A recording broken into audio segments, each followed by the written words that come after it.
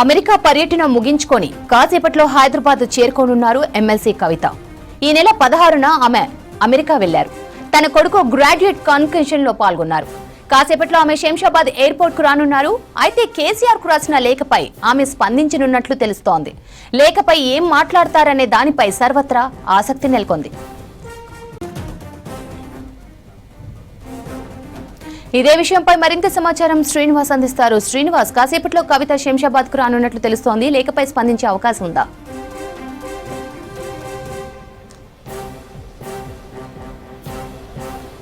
శ్రవంతి, నేను ప్రస్తుతము శంషాబాద్ ఎయిర్పోర్ట్లోనే ఉన్నా. మన విజువల్స్లో కనిపిస్తున్నాయి కదా, కొంత హడావుడి అయితే ఉంది.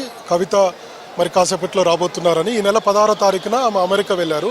అమెరికా ఎందుకు వెళ్ళారంటే తన కొడుకు గ్రాడ్యుయేట్ కాన్వకేషన్కి సంబంధించి ఆ పట్టా తీసుకుంటున్నారు. ఆ కార్యక్రమానికి ఆమె అటెండ్ అయ్యారు. ఈరోజు అమెరికా నుంచి ఈరోజు హైదరాబాద్కు చేరుకుంటారు.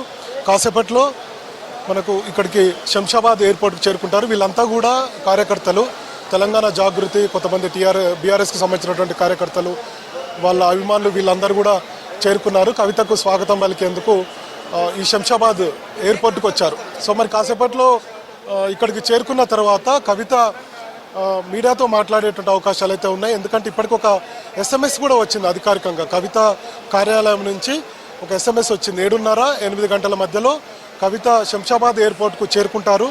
సో కాబట్టి మీడియాతో మాట్లాడేటువంటి అవకాశం ఉందని చెప్పి మనకు సమాచారం ఉంది. కాబట్టి మీడియా అంతా కూడా వచ్చింది. హడావుడి అయితే ప్రజెంట్ ఈ శంషాబాద్ ఎయిర్పోర్ట్ దగ్గర ఉంది. నేనున్నది ఇదంతా ఇంటర్నేషనల్కు సంబంధించినటువంటి, ఇక్కడ నుంచి అంతా కూడా ఇంటర్నేషనల్కు సంబంధించి ఇక్కడ నుంచే అందరు కూడా వెళ్తారు. ఆ వేలో ఉన్నా. సో మరి కాసేపట్లో ఆమె రాబోతున్నారు. అయితే ఇప్పుడు విషయం ఏంటంటే, కవిత కేసీఆర్కు రాసినటువంటి లేఖపై నిన్న సాయంత్రం నుంచి కూడా పెద్ద ఎత్తున రాజకీయ వర్గాల్లో చర్చ జరుగుతుంది. సేమ్ టైంలో బీఆర్ఎస్ క్యాడర్లో కూడా చర్చ జరుగుతుంది. నేతల్లో కూడా నిజంగానే కవిత లేఖ రాసిందా, కేసీఆర్కు రాస్తే ఈ అన్ని అంశాలు పొందుపరిచిందా, సో కవిత స్వదస్తూరితోటే రాసిన లేఖ అనేది చాలామందికి డౌట్స్ ఉండే. సో ఇప్పుడు మరి కాసేపట్లో కవిత వస్తే దీని మీద ఒక క్లారిటీ వస్తుంది. సో పొలిటికల్గా పెద్ద ఎత్తున ఒక చర్చ అయితే జరుగుతుంది. కేసీఆర్కు కవితకు మధ్య కొంత, అంటే పార్టీకి కవితకు కొంత గ్యాప్ పెరిగింది అనేది గత కొన్ని రోజుల నుంచి కూడా జరుగుతున్నటువంటి చర్చ. సో ఇట్లాంటి పరిస్థితుల్లో కవిత ఏం మాట్లాడబోతున్నారు అనేది కూడా ఆసక్తి ఉంది. వాస్తవానికి అంటే కవిత జైలుకు వెళ్ళి వచ్చిన తర్వాత అటు పార్టీకి, తర్వాత ఆమెకు పార్టీలో ఉన్నటువంటి ముఖ్యమైన నేతలు అంటే కేటీఆర్ కావచ్చు, హరీష్ రావు కావచ్చు, కవితకు వీళ్ళ మధ్య ఒక గ్యాప్ ఉంది, కంటిన్యూ అవుతుంది. ముఖ్యంగా కేటీఆర్తో గ్యాప్ కంటిన్యూ అవుతుంది అనేది పెద్ద ఎత్తున పార్టీలో అంతర్గతంగా జరుగుతున్నటువంటి చర్చ. ఇంకొక వైపు మాజీ ఎంపీ సంతోష్తో కూడా కవితకు రాజకీయమైనటువంటి వైరుధ్యం నెలకొన్నది అనేది పార్టీలో ఉన్నటువంటి చర్చ. కాబట్టి ఇట్లాంటి పరిస్థితుల్లో కవిత ఒక 2-3 అంశాలను మనం గుర్తు చేసుకోవాలి. ఎందుకంటే అటు కవితకు, బీఆర్ఎస్ ఎమ్మెల్సీ కవితకు, తర్వాత వాళ్ళ అన్న అయినటువంటి కేటీఆర్కు మధ్య గ్యాప్కు సంబంధించినటువంటి అంశాలు కావచ్చు. అట్లనే సంతోష్ రావుకు, మాజీ ఎంపీ సంతోష్ రావుకు కవితకు ఒక గ్యాప్ కంటిన్యూ అవుతుంది అనేది చర్చలో ఒక 2-3 అంశాలు మనం గుర్తు చేసుకుంటే, ఈ మధ్య కవిత మాట్లాడేటువంటి తీరు కానీ, లేదంటే ఆమె చేపడుతున్నటువంటి కార్యక్రమాలు కానీ, ఇవన్నీ కూడా కొంత పార్టీలో చర్చకు దారితీశాయి. సో ఈ మధ్య మనకు ఏప్రిల్ కానీ జనవరిలో కానీ బీసీలకు సంబంధించినటువంటి అంశము ఆమె తెర మీదకి తీసుకొచ్చారు. 42% బీసీలకు రిజర్వేషన్ కల్పించాలని రాష్ట్ర ప్రభుత్వం మీద ఒత్తిడి పెంచేటువంటి ప్రయత్నం చేశారు. అందులో భాగంగానే ఇందిరా పార్క్ దగ్గర ఒక ధర్నా కూడా నిర్వహించారు. అట్లనే పూలే విగ్రహాన్ని ఏర్పాటు చేయాలని చెప్పి ఒక ఆందోళన కార్యక్రమాన్ని కూడా, ఒక ధర్నా కార్యక్రమాన్ని కూడా ఆమె తీసుకున్నారు. సో అదే సమయంలో కేటీఆర్ తెలంగాణ భవన్లో మీడియాతో చిట్చాట్లు కానీ, మీడియా సమావేశాలు కానీ ఏర్పాటు చేశారు. అంటే దీన్ని బట్టి అప్పుడే అర్థమైంది, అటు మీడియాకు కానీ లేదంటే పార్టీలో ఉన్నటువంటి వాళ్ళకు వీళ్ళ మధ్య ఏదో ఒక చిన్న గ్యాప్ కంటిన్యూ అవుతుంది, ఏదో రాజకీయ వైరుధ్యం నెలకొని ఉన్నది, కుటుంబ కలహాలు ఏదో ఉన్నాయనేటువంటి ఒక చర్చ జరిగింది. సో అది వాస్తవమైనది ఇప్పుడు మనకు అర్థమవుతుంది.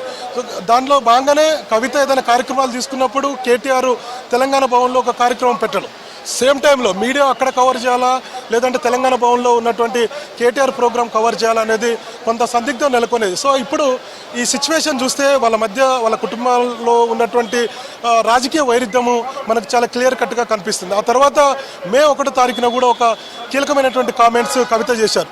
సో అదేంటంటే, భౌగోళికంగా తెలంగాణ ఏర్పడ్డది కానీ సామాజిక తెలంగాణ రాలేదు ఈ 10 ఏళ్లలో అనేటువంటి విషయాన్ని ఆమె చాలా డైరెక్ట్గా మీడియా ముందే చెప్పారు. దీని మీద కూడా పెద్ద ఎత్తున చర్చ జరిగింది. నిజంగానే సామాజిక తెలంగాణ రాలేదా, కేసీఆర్ ఆ దిశగా ప్రయత్నాలు చేయలేదా, సో పార్టీలో అంతర్గతంగా ఇట్లాంటి చర్చ కూడా జరిగింది. అప్పుడు కూడా కవిత ఇట్లాంటి కామెంట్స్ ఎందుకు చేస్తున్నారు బహిరంగంగా అనేటువంటి చర్చ జరిగింది. తర్వాత ఈ మధ్య బీఆర్ఎస్ భవన్ అంటే తెలంగాణ భవన్కు మీడియా సమావేశానికి కవిత వచ్చారు. మీడియా సమావేశం అయిపోయిన తర్వాత చిట్చాట్ చేశారు. మీడియా సమావేశాల్లో చిట్చాట్లో కొన్ని కీలకమైనటువంటి కామెంట్స్ కూడా చేశారు. అప్పుడు కూడా అందులో ఏంటంటే ఒక 2 అంశాలు మనం గుర్తు చేసుకోవాలి. ఒకటి, నన్ను ఇబ్బంది పెడుతున్నారు, నా మీద కొంత దుష్ప్రచారం జరుగుతుందంటే పార్టీలో పూర్తి స్థాయిలో సపోర్ట్ లేదు, పార్టీ కూడా పెద్దగా స్పందించట్లేదు, సోషల్ మీడియాలో కొంత నా మీద ఒక అంటే పార్టీ మారుతున్నారని లేదంటే కొత్త పార్టీ పెట్టబోతున్నారని అంటే ఇట్లాంటి కొన్ని కామెంట్స్ కూడా ఆమె చేశారు. సో దీన్ని బట్టి చూస్తే ఖచ్చితంగా కవితకు అటు టీఆర్ఎస్లో ఉన్నటువంటి ముఖ్యమైనటువంటి నేతల మధ్య గ్యాప్ కంటిన్యూ అవుతుందని అప్పుడు కూడా అర్థమైంది. ఆ తర్వాత ఇంకా ఎన్ని రోజులు నన్ను ఇట్లా ఇబ్బంది పెడతారన్నటువంటి అంశాన్ని కూడా ఆమె చెప్పింది. మరోవైపు ఎవరు దీని వెనక ఉన్నారు ఏంటి అనేది త్వరలోనే చెప్తాను, వాళ్ళని వదిలిపెట్టను అనేటువంటి మాటను కూడా ఆమె చెప్తూ వచ్చారు. అంటే పార్టీలో అంతర్గతంగా ఎవరో ఆమెను ఇబ్బంది పెడుతున్నారు కాబట్టి ఆ మాట అన్నది. అదే వేరే రాజకీయ పార్టీ అయితే డైరెక్ట్గా పలానా నాయకుడు, పలానా వాళ్ళు, పలానా పార్టీ ఈ విధంగా సోషల్ మీడియాలో కొంత నా పట్ల అంటే ఒక అసత్య ప్రచారం జరుగుతుంది, పలానా కాంగ్రెస్ కావచ్చు, బీజేపీ కావచ్చు అని చెప్పేటువంటి అవకాశం ఉంది. కానీ ఆమె చెప్పకుండా చాలా వ్యూహాత్మకంగా పార్టీలో జరుగుతున్నటువంటి అంతర్గత విషయాన్ని చాలా మీడియాకు చిట్చాట్లో చాలా క్లియర్ కట్గా చెప్పారు. సో కాబట్టి అప్పుడే అర్థమైంది అటు కేటీఆర్ తోటి మరోవైపు సంతోష్తో కొంత ఆమె మధ్య గ్యాప్ కంటిన్యూ అవుతుంది. సో కుటుంబ కలహాలు లేదంటే పార్టీలో జరుగుతున్నటువంటి సో ఆమెకు ప్రయారిటీ ఇవ్వడం లేదన్నటువంటి కొంత ఫీల్ అయ్యి కవిత ఉండవచ్చు. అందులో భాగంగానే మీడియాతో చిట్చాట్లు ఈ అంశాన్ని ప్రస్తావించారనేది మనకు అర్థమవుతుంది. ఇట్లా వరుసగా జరుగుతున్నటువంటి పరిణామాలు మనం చూస్తే కనుక అటు ముఖ్యమైనటువంటి నేతలు అంటే బీఆర్ఎస్లో ఉన్నటువంటి కేటీఆర్ కావచ్చు, సంతోష్ రావు కావచ్చు, వీళ్ళతో పాటు అటు కవితకు మధ్య కొంత గ్యాప్ కంటిన్యూ అయింది. పొలిటికల్గా ఏదో జరుగుతుందన్నటువంటి కొన్ని సంకేతాలు వచ్చాయి. ఆ తర్వాత మే 2వ తారీఖున అంటే దీనికంటే ముందు కూడా ఏప్రిల్ 27వ తారీఖున ఎలకతుర్తిలో పెద్ద ఎత్తున బహిరంగ సభ రజతోత్సవ సభ బీఆర్ఎస్ నిర్వహించుకుంది. అందులో ఫ్లెక్సీల విషయానికి వస్తే కవిత ఫ్లెక్సీ ఎక్కడ మనకు కనిపించదు. అంటే ఆ పరిసర ప్రాంగణంలో సభలో ఆ సభ నేను కూడా వెళ్ళాను కవరేజ్కి.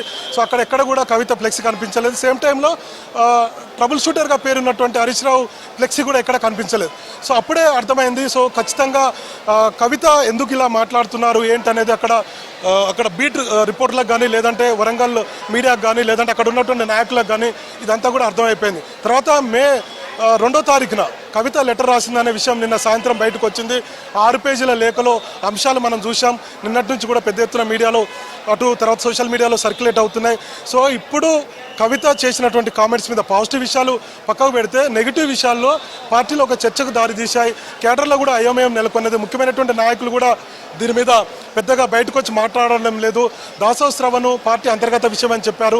మిగతా ఒకరిద్దరు నాయకులు మాట్లాడినప్పటికీ కూడా దీని మీద ఒక క్లారిటీ లేదు. పార్టీ నుంచి ఏం మాట్లాడాలి అనే దాని మీద కూడా ఒక స్పష్టత లేదు. దీంతో కవిత ఇప్పుడు కాసేపట్లో అమెరికా నుంచి రాబోతున్నారు, హైదరాబాద్కు శంషాబాద్ ఎయిర్పోర్ట్కు చేరుకోబోతున్నారు. కాబట్టి ఇప్పుడు మీడియాతో ఏం మాట్లాడబోతున్నారు, మీడియా అంతా కూడా వెయిట్ చేస్తుంది.